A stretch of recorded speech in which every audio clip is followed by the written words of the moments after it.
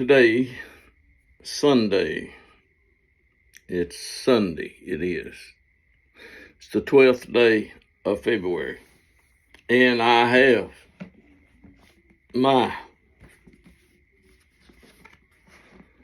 that's the Bible. You remember the Bible? It's got, it says Joseph the Dreamer. That's what it says. And in the Bible that I have, I find the words, this gospel is to be. Do you know where I find those words in this gospel is to be? I can take this and look at, God is telling you. I am making this video. See, I can look at that. Or I can make a new tab and find the blue Bible and find the words. All I have to do is type in this gospel.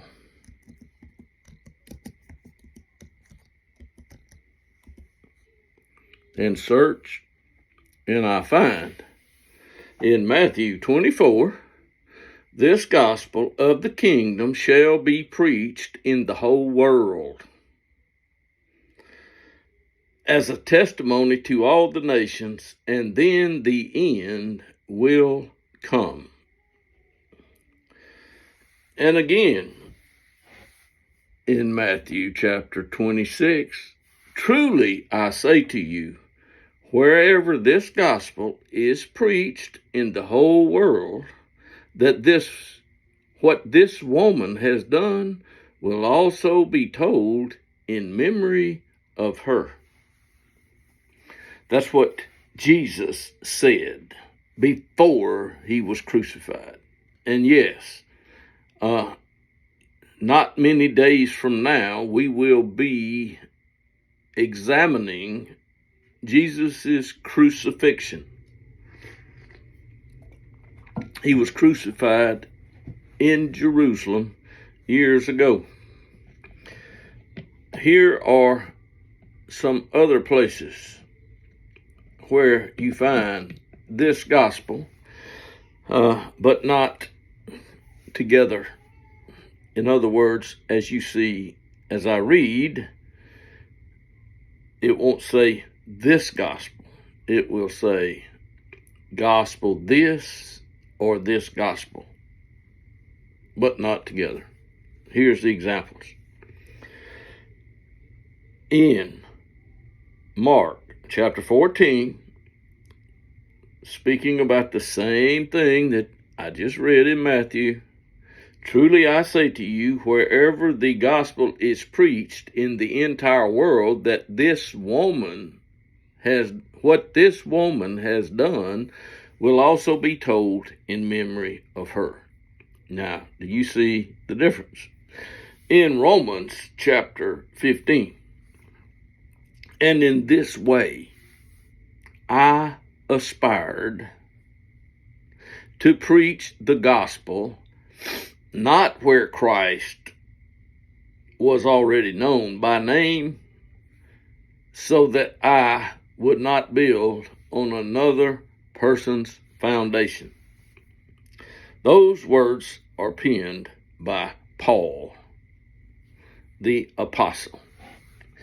In another place, he wrote, if others share the right over you, do we not more? Nevertheless, we did not use this right, but we endure all things so that we will cause no hindrance to the gospel of Christ. This night, or this right, nevertheless, we did not use this right, and still in the sentence you find the word gospel.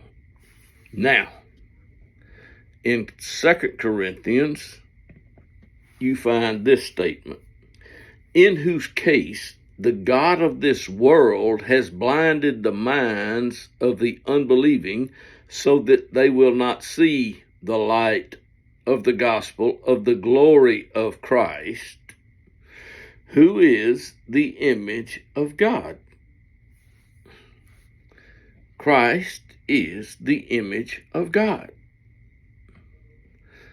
And if you believe it or not, it doesn't change the fact.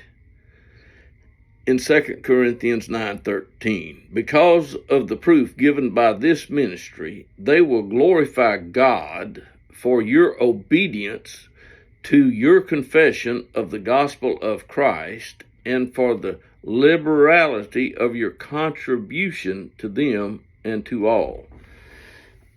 They were suffering some hard times back then when Paul was preaching the gospel, especially those who believed that Jesus was the Christ and that God had raised him from the dead. It was a total uproar in the city of Jerusalem and all around about over the man that had been crucified, named Jesus, with the inscription, King of the Jews, above his head. Jesus, King of the Jews, was crucified. Oh, he's going to be king. You don't have to worry. He will be the king. He was born for this purpose. He wasn't born to be God. Nobody is born to be God. You know, they're just not. And in 2 Corinthians, you find these words, if one comes and preaches another Jesus whom we have not preached, or you receive a different spirit which you have not received, or a different gospel which you have not accepted, this you tolerate very well. And that's being done today. The false gospel of another Jesus is being believed and tolerated, but not by me. I don't tolerate it. Paul's gospel plainly let people know that Jesus of Nazareth was the Son of God,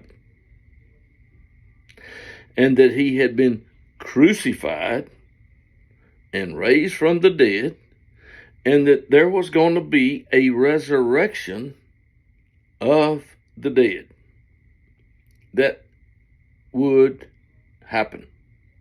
The resurrection of the dead. The dead would be resurrected.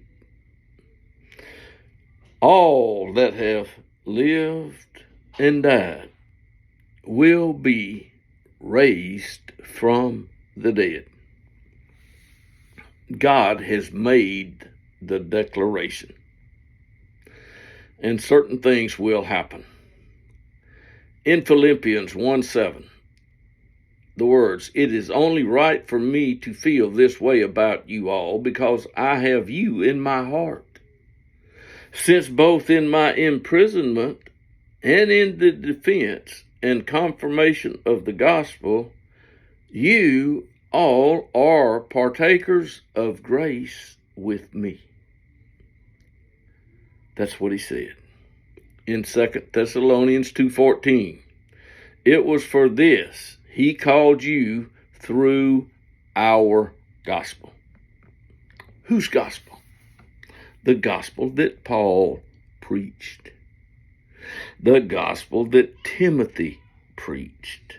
The gospel that God gave to be preached. And this gospel, the gospel has for this purpose been preached even to those who are dead, that though they are judged in the flesh as people, they may live in the spirit according to the will of God. Thank you.